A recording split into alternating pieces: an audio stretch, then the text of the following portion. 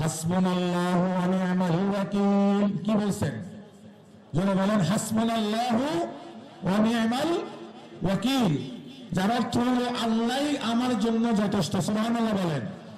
মুসলমানদের জন্য যথেষ্ট কে? যারা বলেন আল্লাহ। আমাদের জন্য যথেষ্ট কে? যারা বলেন আল্লাহ। ওয়া নি'মাল ওয়াকিল, আল্লাহ পাক আমাদের উত্তম অভিভাবক, উত্তম গার্জিয়ান। সুবহানাল্লাহ। সাহাবায়ে কেরামকে নিয়ে মশওয়ারায় বসলেন, পরামর্শ করলেন। আল্লাহর নবী পরামর্শ করা মানে আমাদেরকে শিক্ষা দেওয়া। প্রত্যেকটা কাজে মশওয়ারা করতে হবে।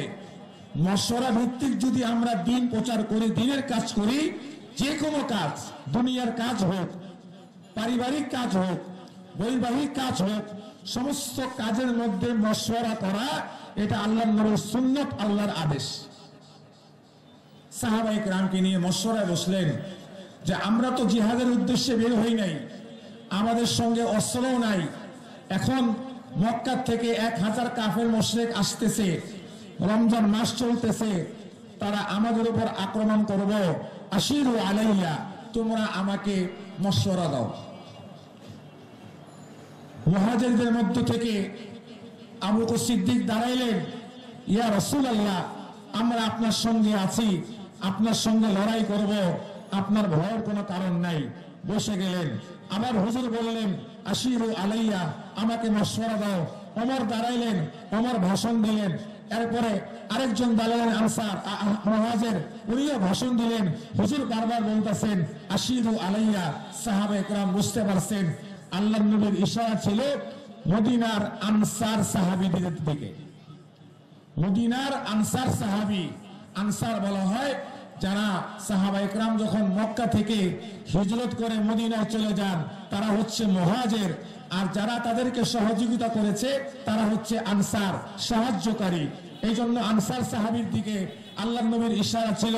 তখন আনসার সাহাবীর যিনি সর্দার, উনি দাঁড়ায় গেলেন। দাঁড়ায় বলতেছেন, ইয়া রাসূলুল্লাহ, আপনি লড়াই করেন, আপনি জিহাদ করেন, আমরা আপনার সামনের দিকে, ডান দিকে, বাম দিকে, পিছনে, সর্বদিকে আপনার সঙ্গে আমরা লড়াই করব, আপনার সঙ্গে আমরা জিহাদ করব। আপনি যদি আমাদেরকে সমুদ্রের মধ্যে ঝাঁপ দিতে বলেন, আমরা সমুদ্রের মধ্যে ঝাঁপ দিব, আপনার হুকুম আমরা মানব। অতএব আপনার ভয়ের কোনো কারণ নাই। আমরা বনী ইসরাইল জাতির মতো মুসা আলাইহিস সালামকে বলবো না ফাযহাব রাব্বুকা ফাকাতিলা ইন্না হাহুনা কাঈদুন, আপনি আপনার রবকে লড়াই করেন, আমরা বসে থাকবো, আমরা সেই কথা বলবো না। আপনি আদেশ করেন, লড়াই চলবে। আল্লাহু আকবার বলেন। ওই সাহাবী হুজুর আকরাম সাল্লাল্লাহু আলাইহি ওয়াসাল্লাম যুদ্ধের প্রস্তুতি গ্রহণ করছেন। রমজান মাস, লম্বা ইতিহাস, ওই দিকে যাওয়ার সময় নাই।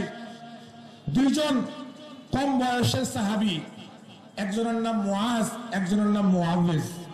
একজন বয়সে বড়, একজন বয়সে কম।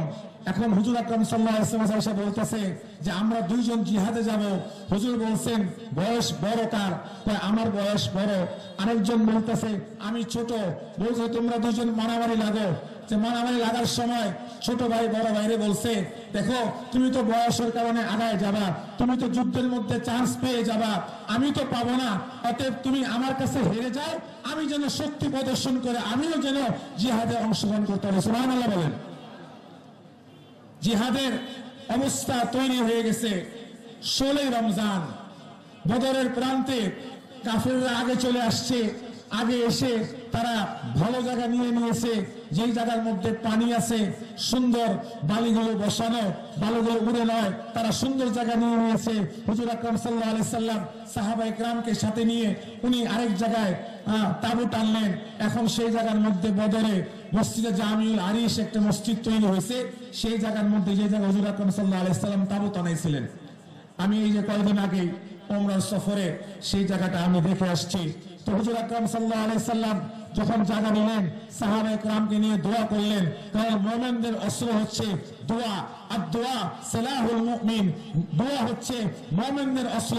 মুমিন যখন আল্লাহর কাছে দোয়া করে, আল্লাহর সঙ্গে যখন কথা হয়, সামনে রমজান আসতেছে, হাদিসের মধ্যে আসছে মুমিন যখন সামনে ইফতার নিয়ে আল্লাহর দরবারে দোয়া করে, হাদিসের মধ্যে আসছে মুসা আলাইহিস সালাম আল্লাহর সঙ্গে কথা বলছে, 70,000 পর্দার আড়াল থেকে কথা বলছে।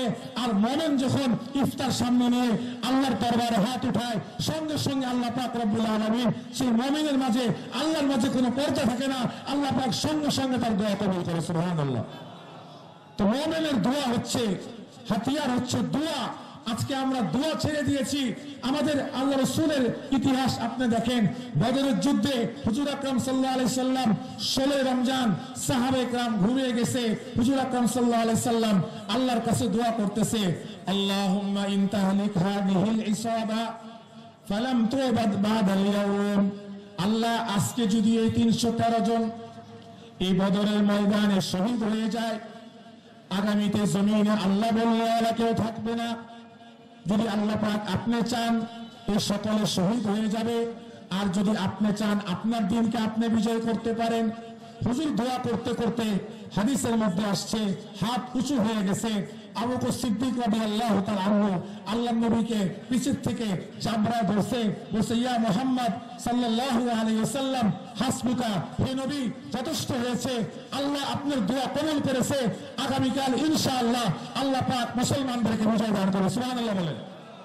পরের দিন 17 রমজান বদরের প্রান্তে যখন লড়াই শুরু হইল, হুজুর আকরাম সাল্লাল্লাহু আলাইহি ওয়াসাল্লাম হাতের মধ্যে এক মুষ্টি বালি নিলেন। মুসলমানদের সঙ্গে 2টা তলোয়ার, 2টা উট, সেরকম কোনো অস্ত্র নাই। হুজুর আকরাম সাল্লাল্লাহু আলাইহি ওয়াসাল্লাম হাতের মধ্যে বালি নিলেন, বালি নিয়ে ওনার মধ্যে ফু দিলেন। কি বললেন? শাহাতিল হুজুর, শাহাতিল হুজুর, শাহাতিল হুজুর। এই দোয়া পড়ে বালির মধ্যে ফু দিলেন। আবার আরেক জায়গা আসছে, ওয়াজআলনা মিন বাইনি আইদিহিম সাদ্দাও ওয়া মিন খালফিহিম সাদ্দান ফাগশাইনাহুম ফাহুম লা ইয়াশউরুন। তার সামনে পিছে ফু দিলেন। ফু দেওয়ার পরে এই বালিকে নিক্ষেপ করলেন। নিক্ষেপ করার সঙ্গে সঙ্গে বালি ছিল এক মুষ্টি, 1000 কাফেরদের সামনে চলে গেল। চলে যাওয়ার পরে তাদের চোখের মধ্যে বালি আসছে, তারা অস্ত্র ছেড়ে দিয়েছে। আল্লাহ পাক রব্বুল আলামিন নবীকে আদেশ দিয়েছে, নবী সাহাবায়ে কেরাম অস্ত্র তুলে নিয়েছে, এবং আল্লাহ পাক রব্বুল আলামিন সেই কথাই কোরআনে বলেছে, ফালাম তাকতুলুহুম ওয়ালাকিন্নাল্লাহ কাতালাহুম। আপনি হত্যা করেন নাই, আমি আল্লাহ তাদেরকে হত্যা করেছি। ওমা রামাইতা ইজ রামাইতা ওয়ালাকিন্নাল্লাহ রামা। বালি আপনি নিক্ষেপ করেন নাই, বালি আমি আল্লাহ নিক্ষেপ করেছি। এই জিহাদের ময়দানে আব্দুর রহমান ইবনে আওফের পাশে 2জন ছোট সাহাবী দাঁড়াইছে। একজনের নাম মুয়াজ, একজনের নাম মুআওয়াজ রাদিয়াল্লাহু তাআলা আনহুমা। তারা বলতেছে, আরে আবু জেহেল কই? আবু জেহেলকে আমাকে দেখায় দেওয়া হোক। তখন ওই সাহাবী বলতেছে, আবু জেহেলকে দিয়ে তুমি কি করবা? কারণ হচ্ছে আমরা শুনেছি আবু জেহেল নবীকে গালি দিয়েছে, আবু জেহেল নবীকে আক্রমণ করেছে। আমরা আমার কাছে বলে আসছি, আবু জেহেলকে হত্যা না করে আমরা জিহাদের ময়দান থেকে যাব না। ওই 2জন সাহাবীকে যখন দেখানো, ওই যে আবু জেহেল দেখা যাচ্ছে, 2জন সঙ্গে সঙ্গে গিয়ে ঘোড়ার পায়ের মধ্যে আঘাত করে আবু জেহেল মাটিতে পড়ে যায়। সঙ্গে সঙ্গে আবু জেহেলকে হত্যা করা হয়। মুহতারাম হাজিরিন, আমরা পরিষ্কার বলতে চাই, আমরা অতীতে দেখেছি আল্লাহর নবীকে সাহাবাদের মধ্যে গালি দিয়ে গণজাগরণ মঞ্চ তারা করেছে। পরিষ্কার বলি, আগামীতে যারা ক্ষমতায় যাইতে চায় তাদেরকে সংসদে দেশপ্রেমী আইন করতে হবে। কথা বলতে হবে।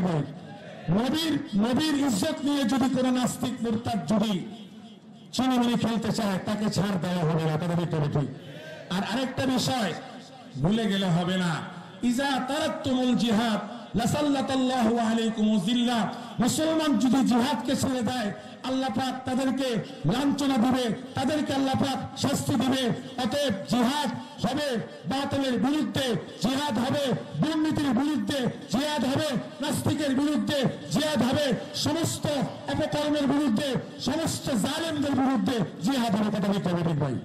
এই জন্য এই রমজান মাসেই এই বদরের যুদ্ধ সংগঠিত হয়।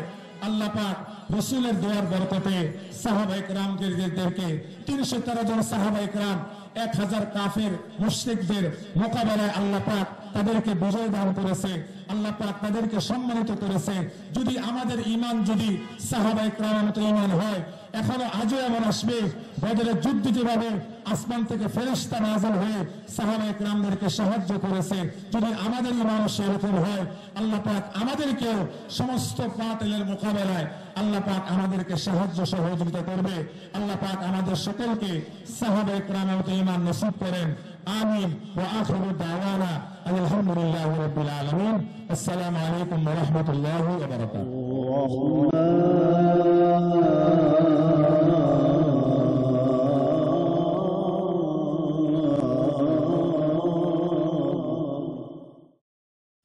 علم القرآن